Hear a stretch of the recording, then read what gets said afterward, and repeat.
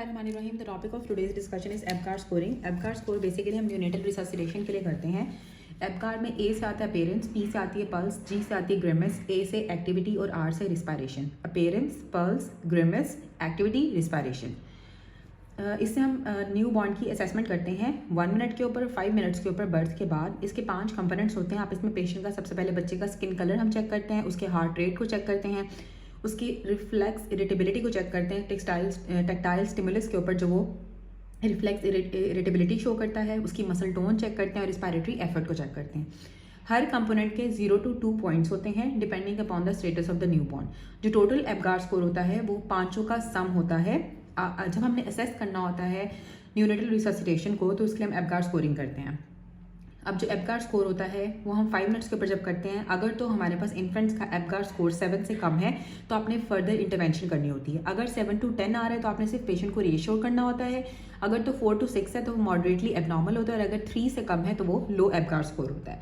फिर आपने दोबारा से अगर 7 से कम है तो आपने एबगार असेसमेंट दोबारा से 5 मिनट्स के ऊपर करनी होती है. 20 मिनट्स तक 5 मिनट्स के इंटरवल पे आपने करनी होगी. अगर तो परसिस्टेंटली लो एबगार स्कोर आ रहा है तो इसका मतलब है उसके अंदर लॉन्ग टर्म न्यूरोलॉजिकल सीक्वल है. अब कैलकुलेट कैसे करते हैं एबगार स्कोर को? सबसे पहले आती है अपेरेंस. अपेरेंस बेसिकली आपके स्किन कलर को शो करती है. 0 का मतलब है कि कोई नहीं आपको समझ आ रही, नन है. 1 पॉइंट का मतलब है कि उसकी ट्रंक ब्लू है, ट्रंक पिंक है और एक्सट्रीमिटीज ब्लू है. एक्रोसाइनोसिस है, मतलब कि उसकी जो ट्रंक्स हैं वो तो पिंक है लेकिन उसकी जो लिम्स हैं और जो एक्सट्रीमिटीज हैं वो ब्लू हैं या साइनोस्ड हुई हैं. 2 पॉइंट्स तब होंगे जब उसकी पूरी बॉडी पिंक होगी, एक्सट्रीमिटीज भी पिंक है और ट्रंक भी पिंक है. पल्स हमें हार्ट रेट के बारे में बताती है. एक तो 0 पॉइंट्स में कोई हार्ट रेट नहीं आ रहा, 1 पॉइंट में 100 से कम है हार्ट रेट और 2 पॉइंट्स में 100 से ज़्यादा है हार्ट रेट पर मिनट.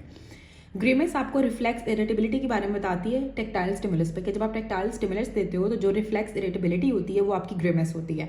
0 पॉइंट्स पे कोई ग्रिमेस नहीं है, 1 पॉइंट पे हल्की सी ग्रिमेस होती है और 2 पॉइंट्स पे बच्चा एक्टिव विड्रॉल करता है या फिर रोना स्टार्ट कर देता है. एक्टिविटी हम चेक करते हैं, मसल टोन और मूवमेंट चेक करते हैं. 0 पॉइंट्स के ऊपर कोई मूवमेंट नहीं होगी, कोई ना लिम्ब की मूवमेंट है और बॉडी की कोई मूवमेंट नहीं है. 1 पॉइंट के ऊपर थोड़ी बहुत फ्लैक्शन होती है, सम फ्लैक्शन होगी और जो 2 पॉइंट्स होगा उस पर एक्टिव उनकी मोशन होती है और फ्लैक्शन भी हो रही होती है.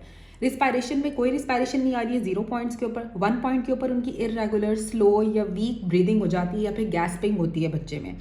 और 2 पॉइंट्स के ऊपर उसका स्ट्रॉन्ग क्राई होगा और साथ उसकी रेगुलर ब्रीदिंग होगी.